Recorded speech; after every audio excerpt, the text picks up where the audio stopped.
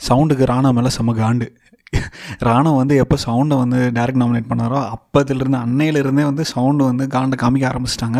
Summer strategy அது இது அப்படின்ற மாதிரி வந்து பேசினாங்க. இதுக்கு முன்னாடியே ராணா வந்த வீக்லேயே வந்துட்டு பசங்க டீமில் அருணும் எல்லாருமே வந்துட்டு ராணா வந்து கலாச்சிட்டு இருந்தாங்க, ஒரு மாதிரி ஒதுக்கிட்டு இருந்தாங்க. அறம் தான் என்னுடைய வாழ்க்கை, நான் ஒரு அறத்தில் தான் போகிறேன் அப்படின்னு சொல்லிட்டு இருந்தேன். நம்ம முத்துக்குமரனும் கூட அருண் வந்து ராணாவை கலாச்சப்பா தோளில் வந்து தட்டி விட்டாரு, அந்த மாதிரிலாம் பேசாதப்பா அப்படின்னு சொல்லியிருக்கலாம். அவர் சொல்லலை, அதுதான் அவருடைய அறம் போல், அது எனக்கு தெரியல. ரெண்டாவது நேற்று அன்ஷிதாவும் ராணாவும் சண்டை போட்டுட்டு இருக்காங்க. அப்போ பிரித்து விடாமல் இடையில பூந்து சௌந்தர்யா வந்துட்டு அவங்களோட காண்டை வந்து தீர்த்துக்கிட்டாங்க அப்படின்ற மாதிரி தான் எனக்கு தோணுச்சு. And good thing is Rana வந்துட்டு அவருக்காக நிற்கிறாரு. ஸோ எனக்கு வந்து ராணா மேலே பெரிய ஒப்பீனியன் இல்லை, உண்மைதான், நான் இல்லைன்னே சொல்ல மாட்டேன். அதுக்காக வந்து ஒருத்தர் வந்து தண்டம் அந்த மாதிரி சொல்லி ஒதுக்குறது வந்துட்டு இட் இஸ் ஒரு ஸ்டூபிடிட்டின்னு உச்சக்கட்டம் அப்படின்னு தான் நான் சொல்லுவேன். ஸோ என்னதான் வந்து வர்ஷினி வெங்கட் வந்துட்டு பீத்தினாலும் அது பண்ணுவேன் இது பண்ணுவேன்னு ஓரம் வந்து பேசினாலும் அவங்கள யாருமே வந்துட்டு கேர்ள்ஸ் டீம்ல இருந்து நீ வந்து மட்டம் அப்படின்னு சொல்லலை. நீ வந்து ஒரு ஆக்ட் ட்ரை பண்ணுற, அது வந்து செட் ஆகலை அப்படின்னு தான் சொன்னாங்களே தவிர அவங்கள வந்து மக்குன்னு யாருமே இது வரைக்கும் சொல்லலை, இன்க்ளூடிங்